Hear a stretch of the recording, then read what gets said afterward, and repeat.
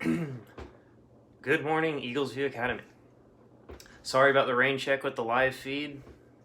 Uh, we've been doing live feeds for Real Hazardous for a little while now, so forgot about the verification process. We'll be good to go with the live feed tomorrow at 10 o'clock. So tune in tomorrow if you want to talk to me kind of synchronously, like, you know, right back and forth right then and there. We'll set up pretty much like this. I'll be right here so I can look at the computer, talk to you guys on the camera, and if you have a comment, you can comment below, and I'll try to address the questions as we go. But for today, a couple things. Film studies students, I've got a video clip I want you to look at. It looks at the evolution of the dolly zoom. Remember, the dolly zoom is that technique where you pull the camera, like you literally move the camera back in one direction while you zoom the opposite way. It creates this weird like vertigo effect. So you're going to look at how that's kind of been incorporated into movies going back to like the 50s all the way up to the present. And your exit ticket, I'll ask you to pick 4 of those and write about some stuff. So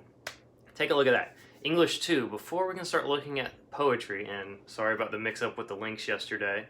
So you see where the poetry is going. But before we get into that, we need to do some review of some literary terms, some literary lingo, some poetry stuff.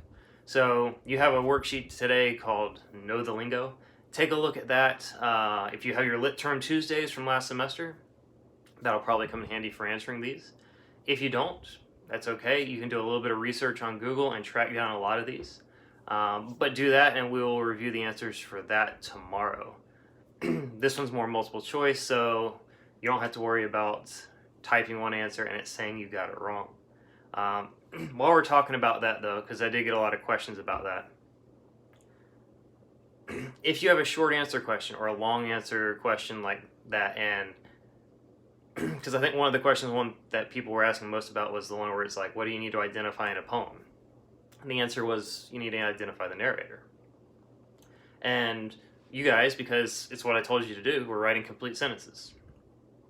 But when you went to look at the feedback, it said that you got it wrong because the answer just said narrator. I'm going to grade all these personally, and that was the plan from the get-go, so don't worry about that. If you wrote you need to identify the narrator and you see the answer is just the word narrator, that means you got the right answer. That feedback was there just to kind of show you if you're in the ballpark, because if you wrote like you need to identify the author, well, the author and the narrator is not the same, and then hopefully you'd pick up on that. So that was just for your own feedback. Don't worry about it. I grade all that personally. So that's that. American Lit, same goes for you. If it's a short answer question and the short answer is different from what you wrote, it doesn't necessarily mean you're wrong. It's just some notes for your edification, for my edification. Don't stress about it. I grade it all personally. So there's that. The other thing, Friday, today is Wednesday, Friday will be SSR, Sustained Silent Reading. So English 2 students, you've been doing it for 3 quarters. How we assess this might be a little different at the end if we're still doing online schooling, but it is still a low stakes way for you to earn some major grades. So make sure you have a book so that you can be reading. I'll have some questions for you, and this is how we'll assess if you've done your 30-45 minutes of reading for Friday. So if you haven't found a book, pick some. The rules are still in place, so follow those guidelines. American Lit students, this is the first quarter you've done SSR, so at the bottom of yesterday's lesson plan, there was a detailed, or Monday's lesson plan, there was a detailed explanation of what SSR is. Look at those guidelines, because one of the guidelines says you're not reading just a book. You're trying to read 250 pages that have to come from completed novels. But one of those stipulations is the novel you won't get full credit for a novel that has had a video adaptation. So American Lit students, I asked you in yesterday's exit ticket what book you chose. A few of you didn't know, so you need to fix that. You definitely need to make sure you're ready to read by Friday, because that is what your grade will be based on. But a number of people were suggesting like things like The Hunger Games, Ready Player One, Twilight, Assassin's Creed, things that have had like video, movie, or video game adaptations. Keep in mind, those novels, even if they're like a 300-page novel, you only get credit for 150 pages once you've read the entire novel. So, I'm not saying you can't do it, but just be aware, if you choose a book that's had a video adaptation, you're going to need to pick a second book as well to read to get you to your 250 pages. So, just be aware. Okay. So, again, live feed tomorrow. We'll talk in more detail tomorrow. English 2, let me quickly review the answers to yesterday's exit ticket activity, and then I need to talk to American literature. Theirs was a little more extensive, so I'm going to kind of devote the rest of this to them. But English 2, really quick, your notes for how to read a poem.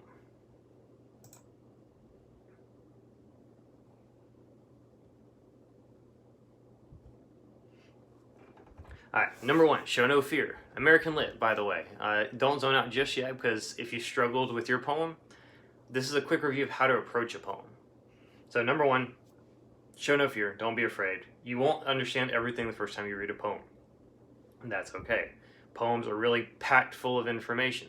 That's why you can take a poem, a sonnet even, a 14-line piece of poetry, and read it maybe 100 or 200 times quicker than it would take you to read a novel or a play.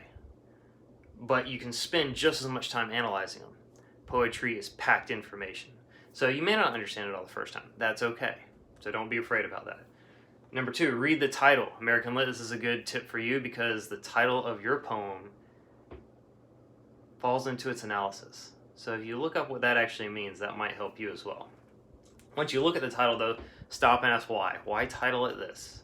Some things, there may not be much to it. Sonnet number 14. Sonnet number 100. Psalm 23. That title may not have a lot of hidden meaning, but other things might. American Lit, yours, has something more to it. Number 3, read the poem all the way through. Don't stop. If you come across a word you don't know, that's okay. If you hit a part where you have no idea what they're talking about, that's okay. But read it all the way through. Also keep in mind, even though poems are written in lines, sentences still count. So if you're reading a line and it goes to the next line and there's no punctuation at the end of that first line, keep reading. Read it like a sentence, but keep in mind the lines are for lyrical quality. Number 4, annotate. So what does that mean? If you can print this out, print out a poem, print out a text, underline it, highlight it, whatever. Since we're doing this digitally, if you're doing it on like an e-reader where you can go and highlight and add notes, do so. Otherwise, maybe jot some notes down on a piece of paper, some sticky notes, something like that. Number 5, after you've read it the first time through, you're going back and reading it a second time more closely. That's when you use a dictionary if you come across words you don't know. American Lit. Tomorrow, you're going to have a new poem. There's definitely at least one word you won't know. So you're going to need a dictionary after you've read it the first time. Number 6, you need to identify the narrator. Now keep in mind, the author and the narrator are not necessarily the same person. Sometimes they are, but many times they are not. So be aware of that. If you read To Kill a Mockingbird, for example, English 2, we talked about To Kill a Mockingbird. To Kill a Mockingbird was written by Harper Lee, but the narrator of that story is not Harper Lee, it's actually Scout Finch. So even though there's some similarities between those two people, the character and the author, they're not the same. Same thing goes for poetry. Figure out who the narrator is. 7, look for shifts or changes. So if you see words like yet, however, on the other hand, that tells you there's going to be a shift in tone. That could be significant, so take a look. Number 8, figure out the structure. So what is the rhyme scheme? What is the meter? Is there any significance to that? Sometimes poets can be very subtle, and actually the structure can say something about the meaning. Also look how it's organized on the page. A great example of that, if you want to Google some E.E. Cummings. Grammar, if he was my student, his grammar, oh man, it's crazy. But he did it on purpose, because he's a poet, you know. Last step, once you've gotten through it more closely, read the poem out loud, preferably a couple times, but mainly read the poem again, preferably out loud, because poems are meant to be auditory. That's why there's meter, that's why there's rhythm. Same thing with Psalms in the Bible. You can read it quietly, but a lot of times that was meant to be read out loud. And sometimes you hear things when you read it out loud that you don't when you kind of self-talk to yourself. A couple other questions from your exit ticket activity based off your Little Seagull reading. When you're reading things with a critical eye, I asked you to find the one thing that did not fit. The one thing that did not fit is to ignore everybody else, because nothing is written in isolation. So if I want to write a big essay about how to survive the coronavirus, if you're reading that with a critical eye, if you're reading my suggestions, my guidelines, what I'm telling you to do, if I tell you to go invest in all these different stocks or whatever and take advantage of the crisis, you can't just look at me in isolation. You need to look at me and my writing as it connects to everything else that's been said about coronavirus from politicians and doctors and scientists and your neighbors down the street and your pastors, and even open that up to other times where we've had pandemics throughout history and look at it in context of all that, because sometimes the context matters. This, as always, anything politics, you gotta know a little bit of history, because if you study the history and the context of what happened in those other times, it can be very insightful for today. Remember, wash your hands, all that kind of stuff. Stay safe on that one.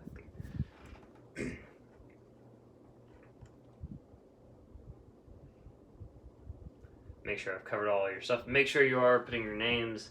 Yeah, looks like I believe that is everything for English 2. One thing to keep in mind, I had some questions about turning in. A couple people had some technical difficulties. Remember, you're not merely just uploading when you submit to Turnitin. Make sure you do click that submit button so that it submits whatever you uploaded. That's the final process of that. So there's that. All right, American Lit students. Let's go through your questions as well. Like I said, you're going to spend today working with this poem a little more, and then tomorrow I'm going to give you a poem called A Psalm of Life. So you can think about that title too. But for today, let's talk about the first group of questions. Number 1 on your worksheet, our author, William Cullen Bryant, is talking about a she. Who is she? She is nature. And y'all are doing really good at this, so keep up the good work. A lot of these questions, even though we're going to go over them now, y'all are pretty on point with a lot of these. Number 2, darker musings. Whoever talking about the narrator, his darker musings, talking about nature, she glides into his darker musings. But she also has a voice of gladness. Well, what are his darker musings? Those are the bad times in a person's life. So maybe he lost his job, maybe death of a friend, divorce, abuse, financial struggles, bad relationship, coronavirus, whatever. Number 3, what is the last bitter hour referring to? Somebody else said like the last hours of a person's life. Yeah, but pretty much death. The last bitter hour, death. Number 4, the narrow house.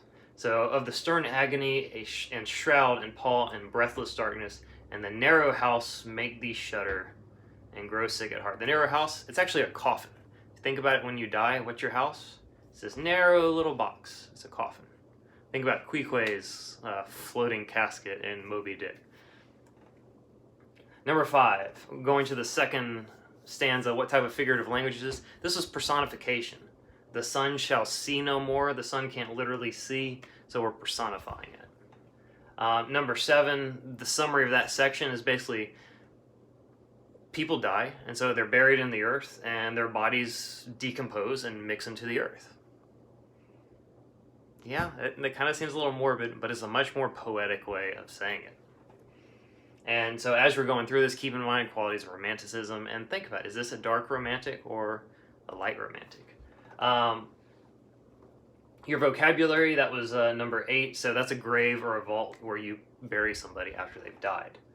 Number 9, the great tomb of man. It's the earth. Everybody gets buried in the great tomb of man. Or at least that's the idea of the poem. 10, what was the figurative language? The great tomb of man? Metaphor. Remember, a simile uses like or as, a metaphor does not. 11, what decorates the tomb? Well, nature decorates the tomb. So you have meadows, you have oceans, you have hills, rivers, that kind of stuff. Basically, nature. Flowers. It's kind of like the less poetic expression, you die and then you're pushing up daisies.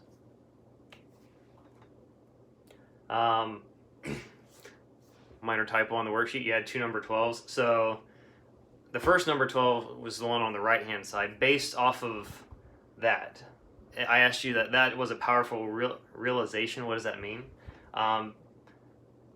All tread the globe are but a handful to all the tribes that slumber in its bosom.